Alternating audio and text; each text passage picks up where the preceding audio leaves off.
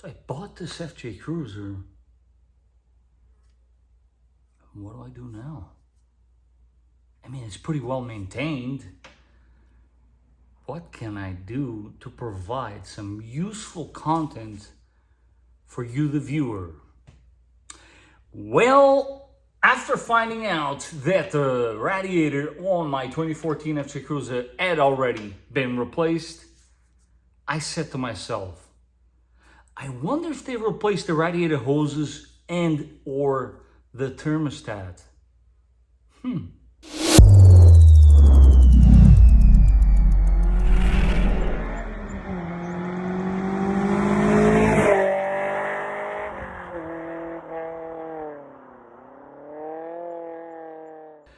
Ladies and gentlemen, welcome back to the channel. This is the Vikings Garage.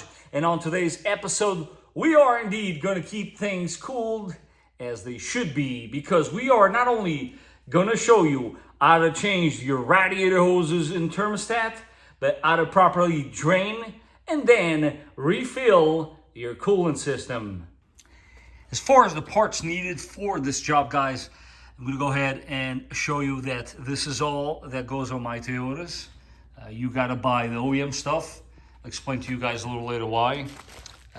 This particular job, I'm going to go ahead and also replace the thermostat. It's fairly inexpensive, and it goes without saying, at this mileage, it's more of preventive maintenance than anything else. And speaking of preventive maintenance, I like to replace my radiator hoses every 10 years or 100,000 miles, just because rubber, heat, you get what I'm saying. And also, we're going to treat her to a little TRD action there with your TRD radiator cap, as in the original one. Anybody interested in purchasing one, that is the part number. And there you have it. As far as tools for this job, again, this is so simple. That is very, very easy. You can accomplish this at home, no problem. Get yourself a smaller ratchet with your swivel socket there, 10 millimeter. I'll show you in a second. I like to go 1/4 inch. You can go 3/8, whichever one works for you. Just get an assortment of 10 mil sockets with swivels. It will make sense in a second. I like to use this specialty type of pliers, and you'll see in a second why. And the radiator hoses, and also to bleed the system, you are going to need this funnel. I will, of course, show you guys how to use all of this, and a rubber hose with a little bit of length will go a long way. And again, that will make sense in a second. First things first, you want to go ahead and raise the vehicle a tiny bit. Will make your life easier. I'll go over in a second why we're also doing these. For those of you that have been watching me for a while, you know that I ended up purchasing a set of these flaps for the side engine covers off of eBay. Really cheap one. This is a hard material. You do not want to do this. I'm trying to save you from wasting $17. Yes, the good stuff is more expensive, but this is definitely what you want to get. Rad Rubber makes a really great product, and once again was recommended by my viewers. And of course, I like to spray a little bit of this on the frame before I put these covers on. But you'll see in a second why I'm taking this opportunity in this episode to show you about these particular covers, because in order to access the drain that's located in the block, you got to remove the covers on your passenger side. Forgot to mention before, you will need a pan to collect the waste coolant. But first things first, safety, grab a rag, radiator cap, goes without saying. Try to do this when the vehicle is not warm, as in cold from sitting, because last thing you want to do is open that and get hot coolant all over the place. Now let's go ahead down below and loosen up the drain plug. What do you know? This just shows you how many cars I work on a daily basis. The drain plug on the radiator is on the passenger side on that guy, not this one. And yes, I did know that. Yeah, what can I say? As you can see there, I'm not sure how good of a shot that is, but that's what the hose is for. Connected there. No need to take the skid plate, of course. Aim it at your bucket, and let's go ahead and open it up. And now, while this one is draining, let me show you where you can get the rest of the coolant that is indeed trapped inside of your engine block. So passenger side, like I said to you guys, you're gonna have to remove one of these covers, which normally would be here. Once you've removed that cover, pay close attention right in the center there. Let's try to zoom in. That's the guy. That hose is gonna connect to that little outlet, and that's a 10 mil, you guessed it. Just be careful. Sometimes when you're loosening that up, the whole assembly has a tendency of rotating on you. No big deal. Just hold it in place and loosen up the 10 mil, and you should be a-okay. Let's go ahead and grab that hose then. Now that we finished up with the radiator drain, you bring that hose connected to the one there and crack it loose. Oh, look at that. I didn't even know it was fully loose already. But of course, aim it down here to your bucket so you don't make a mess. And you can literally walk away, let this thing do its thing, which is exactly what I'm gonna do. As you can see there from the bubbles, it is holding quite a little bit of coolant. I can't remember on top of my head what is the exact amount, but I'm pretty sure when everything's said and done, you get a little over 2 gallons. Of course, stay tuned until the end of the video and you'll find out what the exact number is. Quite a few minutes later, once that coolant stops flowing, we then go ahead and torque this to spec. Again, guys, it's a small little hose, it's a 10 mil. I'm sure it's not gonna take a whole lot. Now we're gonna go ahead and focus our attention on thermostat itself and the hoses. Now guys, super easy when it comes to these hoses. You might find yourself asking which one goes where. It's very simple here. One, they have markings that you can by all means compare. And two, the shape, super simple. Lay the new one where the old one is, and more or less you will find out which one goes where. Now, before I forget, there's always some coolant left on this reservoir.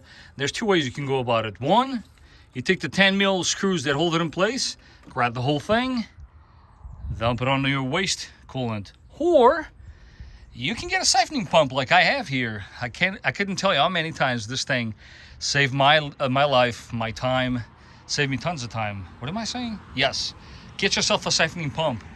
Stick the tube in the reservoir and this thing will be empty before you know it.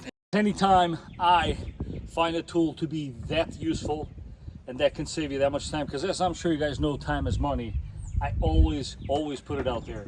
To me, the siphoning pump is always a go. I don't take the reservoir out. This is a lot faster. As you can see here, or at least I hope it shows, sucks it right out.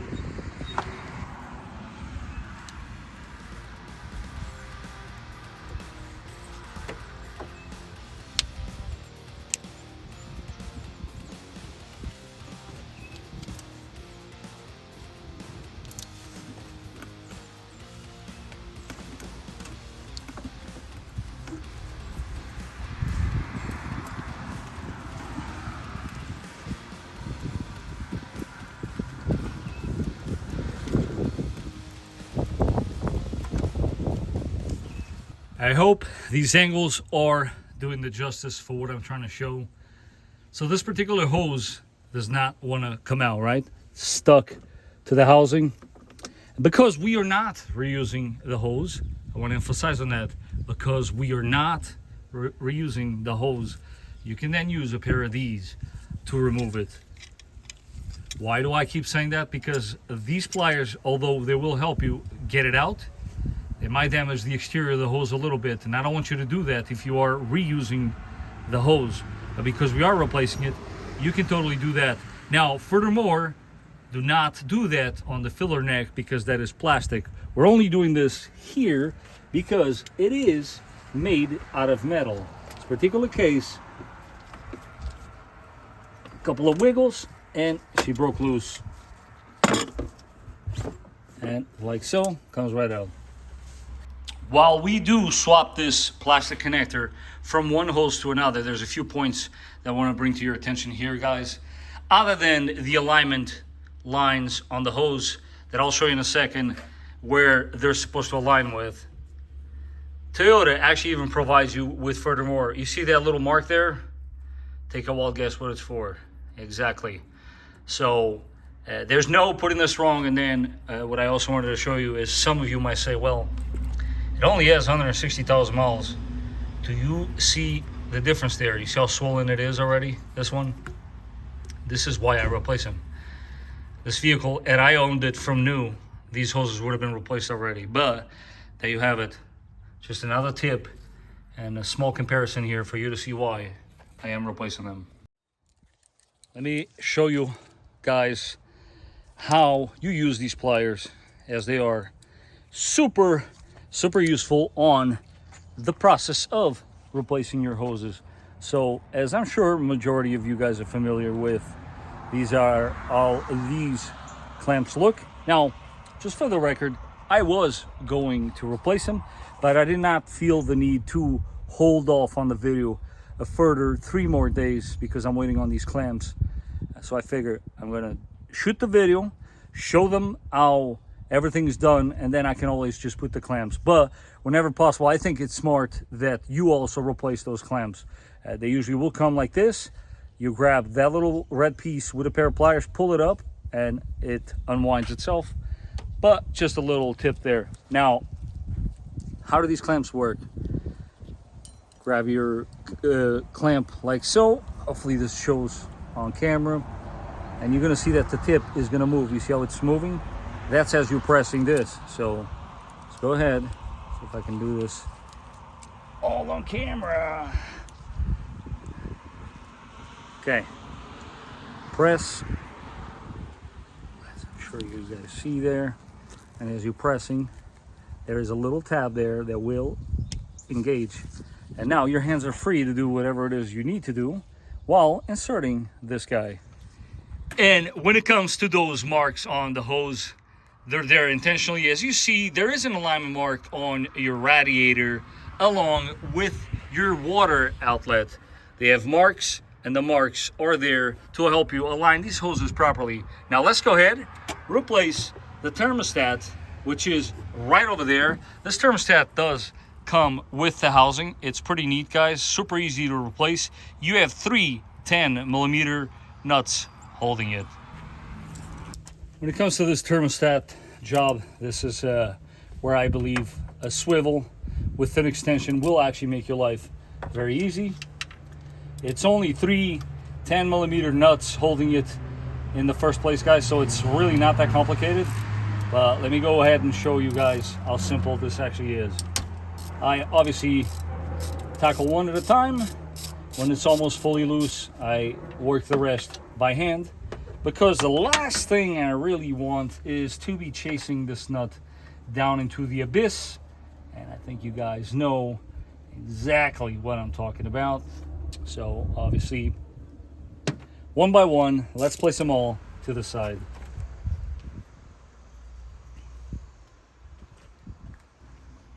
And just like we did with the hoses, let's just go ahead, see if there's anything obvious that we can see as far as wear and tear.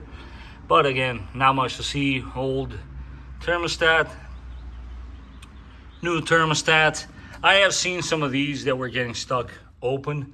I am not saying this is the case. Again, I'm doing this as preventive maintenance and, you know, YouTube things. I'm here trying to show you guys, educate a bit. They come with a rubber seal, which again goes right along with the topic with the hoses. You want to get these things replaced, as rubber does tend to break down over time. There's also another rubber seal right on the inside there. But yeah, old. Let's go ahead and install the new. As far as installing the new thermostat back on, guys, definitely, of course, make sure the gasket is there. That's obviously very important. Orientation is very simple. It sits like so. It's the only way that it goes in. If there's any piece of advice I can give you guys, just like the clamps, if you got better hardware laying around, in this case nuts, go ahead, replace them. Why not? This is a good time to do it, and your vehicle will, on the long run, thank you. I will, of course, as always, leave the torque specs down below for these 3 10mm nuts. Guys, and just with every other job before I go ahead and start pouring the coolant. And by the way, stay tuned, I'll let you know if you're gonna need the third one or not when ordering the parts. I like to go over my work. Yes, I've done this probably at this point in time close to thousands of times, definitely hundreds. I don't know, I stopped counting. But that's what I like to do. Go over everything you've touched, everything that has been moved by you, and just confirm that it is indeed back in its original location. Perfect example, I had forgot to clip that little clip back in, but we're back in place with the vacuum hose. All is good. Obviously, make sure your drain plug on the bottom is closed. Otherwise, as you're pouring it in, it is coming down. Let's go ahead, fill her back up.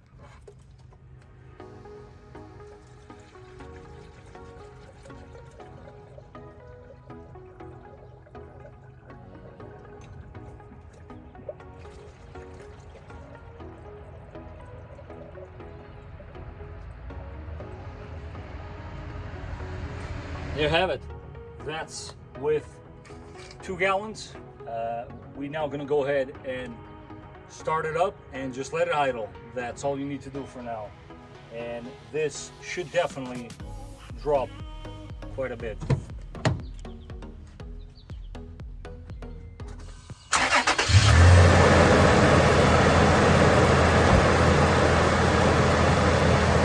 As with every other repair, always, just double check to make sure you do not have any leaks.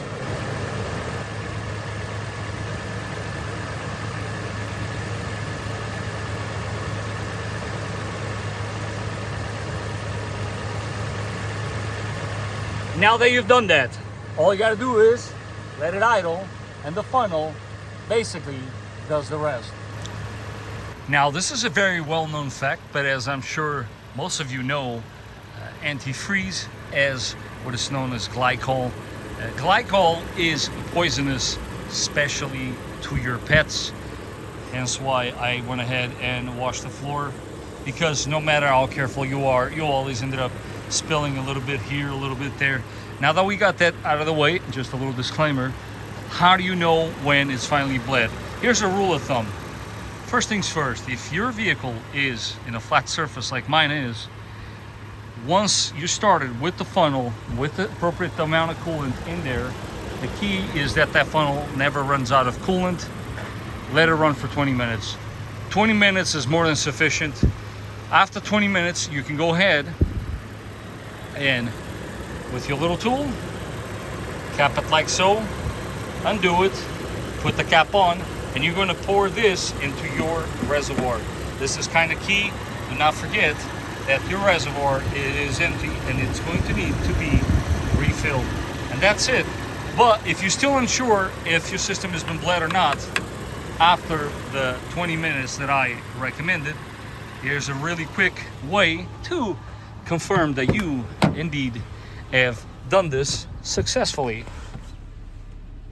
You want to put the heat all the way high, and I like to put it to the upper body, turn it on, and if this was done correctly, you should now be getting heat out of your vents. If you have heat, then you're done. That's all.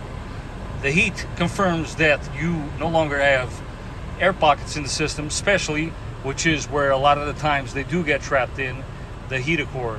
This particular one is done. I'm gonna go ahead now and turn it off. And after those 20 minutes, if you want to be 100% sure that your thermostat is open, these are the numbers to remember. 176 to 183 degrees Fahrenheit. That is more or less the window in which the thermostat on your FJ will open. Now you're probably asking yourself, well, how can I tell the temperature with this one? Very easy, guys.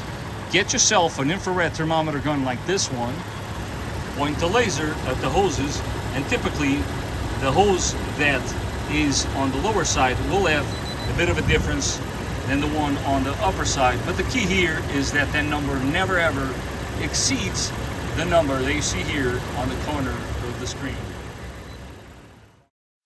Now let's talk radiator caps. I opted, as you can see here, to go with the TRD option, and I'll tell you in a second why. As you guys can see, Toyota has different types of caps, different pressures. The key here is basically to improve our cooling performance. So we will raise the pressure approximately from 16 psi stock to 18.5 psi. What does that do? That increases the performance at high RPMs or high load conditions. The engine releases coolant at higher cooling system pressures than factory OEM cap, raising the coolant boiling point to, of course, protect the engine, therefore improving cooling performance. And that is going to be all for today's episode. For those of you that are wondering, hey man, what about the water pump? This is a perfect time to remind you not to forget to subscribe, because that is indeed in the works. I will be replacing that water pump along with the related sensors. And on that note, if you haven't done so, don't forget to smash that like button, and I will catch you guys on the next one.